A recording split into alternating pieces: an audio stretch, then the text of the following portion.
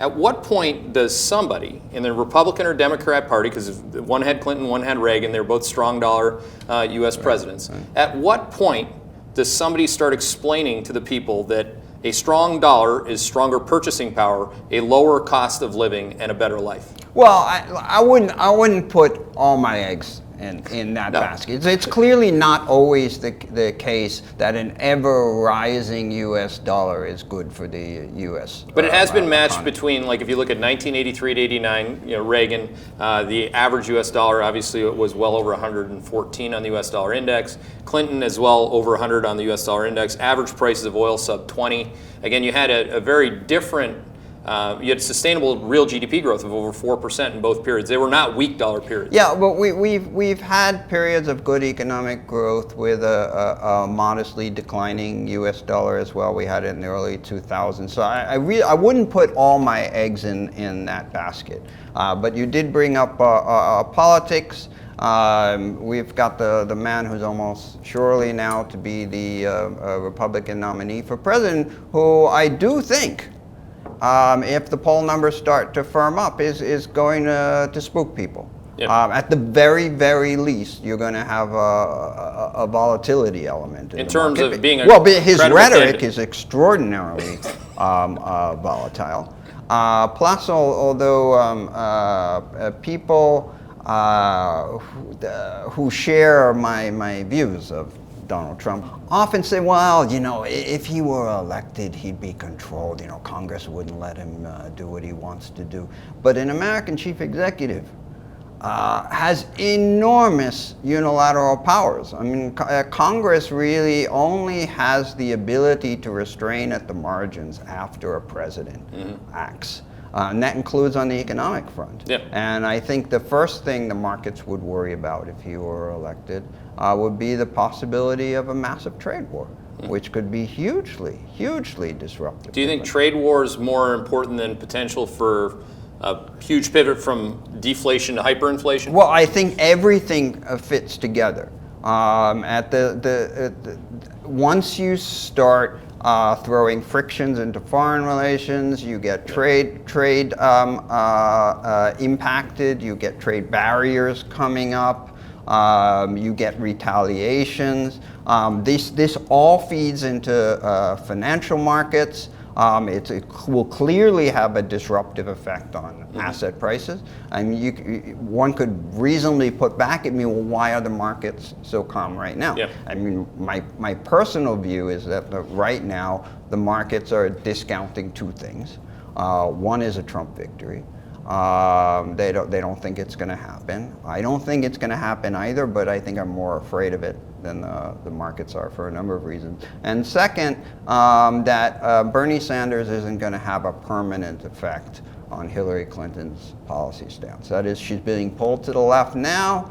Once she goes to the White House, everything is going to be sail straight ahead, don't deviate. There aren't going to be major changes. Most people have the view that Hillary's going to win, albeit the margin of that victory and the probability of that victory is narrowing. So, if he were to win, we're very close with, we just bought the Potomac Research Group in Washington, so we're very close with the Chamber of Commerce.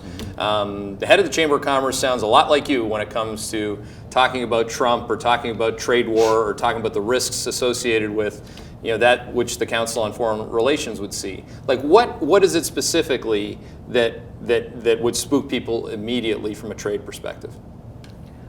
Well, I mean, where do you start? I wouldn't know. Like, I know that there's a lot, but I don't know the first thing that is the most obvious thing. Like, to me, the most obvious thing when the Fed raises interest rates is that the dollar is going up. Okay, day one that Trump is now the president of the United States. What's the most obvious? Is there one thing? I mean, maybe there's not. Well, it's not clear what effect it's going to have on the currency markets. I think it's going to be certainly a negative for the equity markets in my view. In the short term, at least, any Trump driven panic could actually, as we know from the financial crisis, produce huge inflows into U.S. Treasuries. That's one of the perversities of how the global monetary system works and the dominance of the U.S. dollar.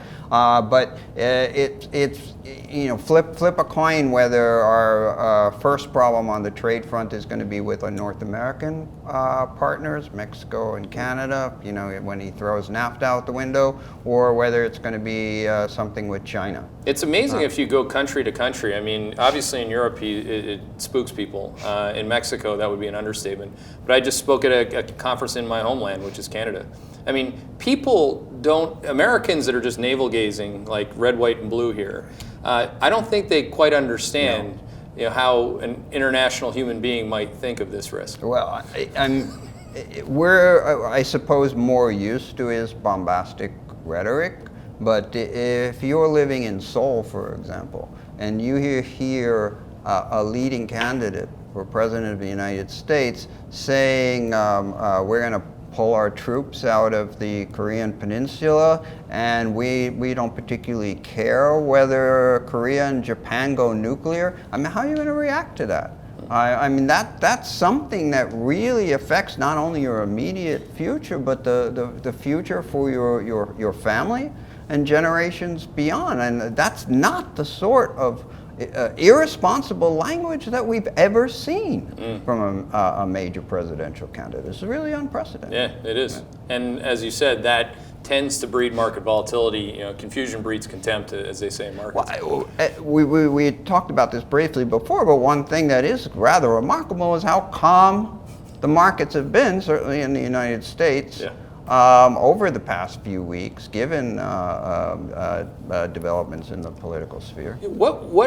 Let's just say, for arguments, actually, I think Trump, for better or for worse, has had the most accurate economic forecast out of any of the candidates, if only because the other ones don't have a forecast at all. But I mean, just for him to have been out front ahead of that zero handle on GDP, talking about a recession, talking about the government making up numbers, Obama making up this, what a probability would you assign to him winning if we are indeed running close to a recession come November? Well, I don't think we're going to be running. But if it was, let's just say for argument's sake. If we were, my view is that on balance that would be a plus for him.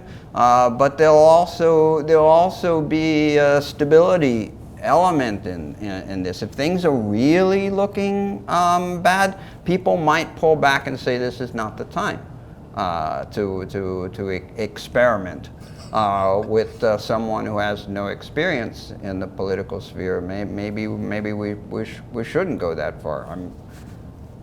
That would be my hope. Yeah. Despite my concerns about the limitations of the likely nominee from the Democratic Party. Yeah. Well, it's the first time I'll put it this way, one of my friends who's a money manager, who's going to laugh when I'm not going to bring up his name, but his firstborn daughter's name is Reagan. He's a raging Republican. I've heard nothing out of his mouth that would suggest otherwise. He's going to vote for Hillary. I know a lot of Republicans who feel the same way, very passionate ones, neocons, traditionalists, you name it. This is not a man who fits in well within the Republican. Then you'll take the other demographic that I hang out with, Gen X. So Gen X, there's your Gen X guy in the state of Connecticut. Your Gen X guy and gal in the state of Connecticut's going to generally lean very Democrat. So if you take that, I hear a lot of people say, or had said, there's no way on this side of hell I'm voting for Hillary. I voted for Barack in his first term, not the second term, no way Hillary. They say that they're going to vote for Hillary as well. So it's an interesting thing that after spending enough time on I fit in quite well with that particular demographic. So there will be a lot of confusion, I guess. I think there is going to be a lot of confusion. Because everything's so qualitative. Just listen to what I just said. I mean, we're talking about a very narrow scope, people that I associate with. This is super narrow and anecdotal, but it feels like everything is. Well, if you're living in the Northeast Corridor, where we're in a sort of social bubble. I mean, even those of us who may be more conservative, say, on fiscal and economic matters, are still used to associating with people who are quite liberal right. on social matters. And the vast heartland of the country does not follow this right. particular dynamic, and we typically don't come into contact yeah. with them. I mean, where are the places that I fly in my normal day-to-day life? Washington, Boston, LA, Chicago. I don't see that. Yeah, it's interesting. I read about it. Yeah, it's an interesting times in which we live.